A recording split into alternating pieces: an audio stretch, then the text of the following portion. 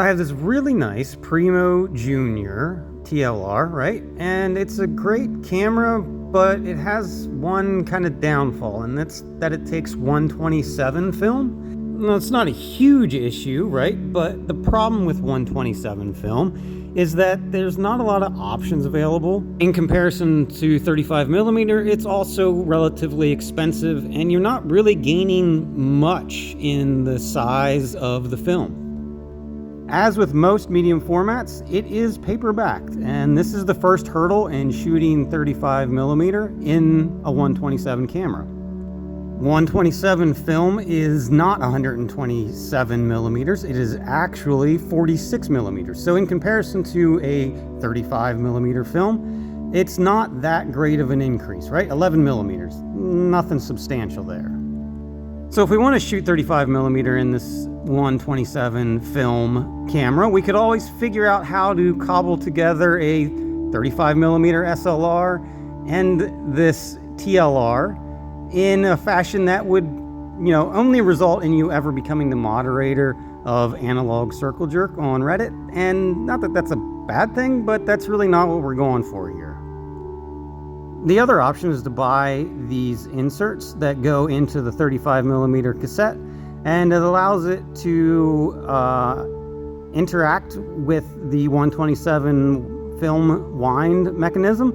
The issue there is then you have to be able to fit the 35mm cassette inside of the 127 camera, which is probably never going to happen because these cameras were designed to be small and compact.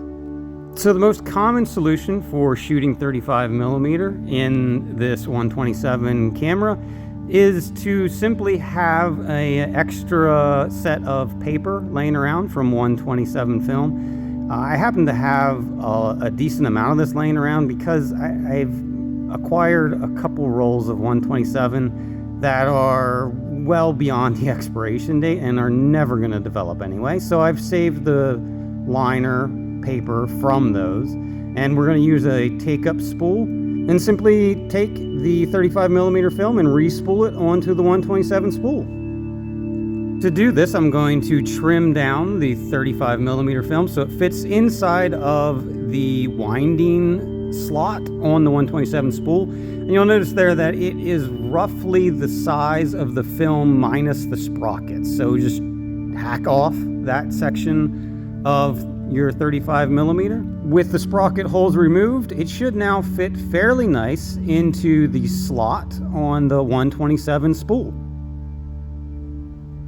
Just like that. To secure the film onto the spool, I'm just going to use some Scotch tape. Just apply it to the film and the spool and then loop it around, and that should secure it well enough to the feeding side of the spool that you won't have any issues with it slipping out. Next, we reuse the backing paper and attach this to the spool in the same method, just with some masking tape. And now you just have to roll both the film and the backing paper onto the spool. And you're going to want to do this in the dark, and I'll show you exactly what that looks like. Yeah, right, it looks like this. It's completely black, it's pitch black. It's just the easiest way to do it to ensure that your film doesn't experience any, premature light exposure, and you don't get any fogging or, any kind of distortion to the film whatsoever. When you're in complete darkness, it feels like you're spooling about 6 miles of film. It's just, one of those things where if you can't see what you're doing, it's hard to know where you're at.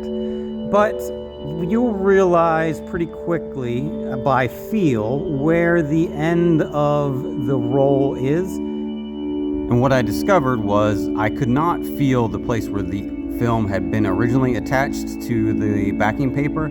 So I just cut the film as close to the end as I could get it and then taped it down, sacrificing this small lead section of the film to get a proper secured film to backing paper.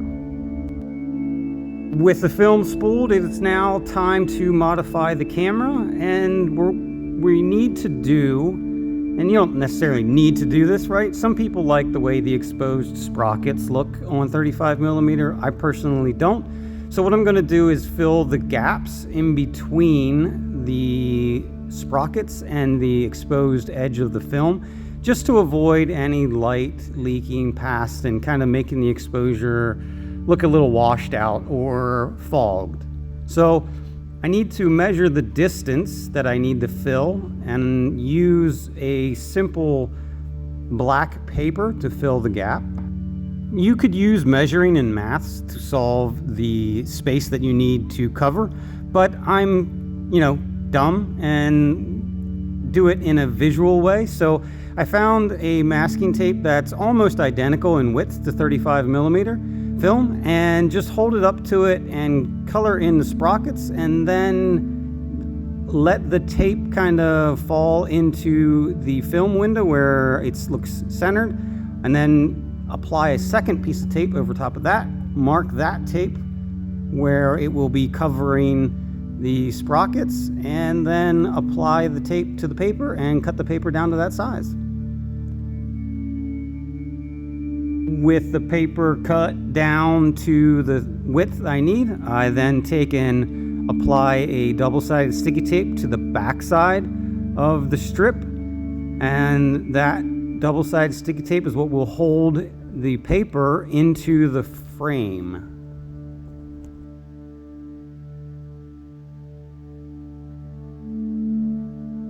I also caught a cold, so now my voice sounds completely different, and modified the viewfinder to reflect the change in picture size using the black cardstock and double-sided tape.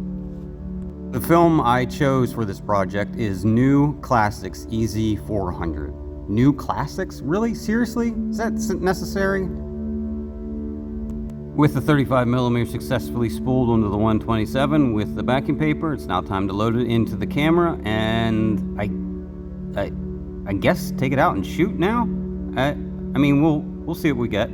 Hopefully, the extra width of the cardstock in the frame doesn't affect focus at all. It might. I don't foresee that really being an issue, but if it is, we'll resolve that later on. So anyways, I will eventually release a video showing the results. And until then, go shoot.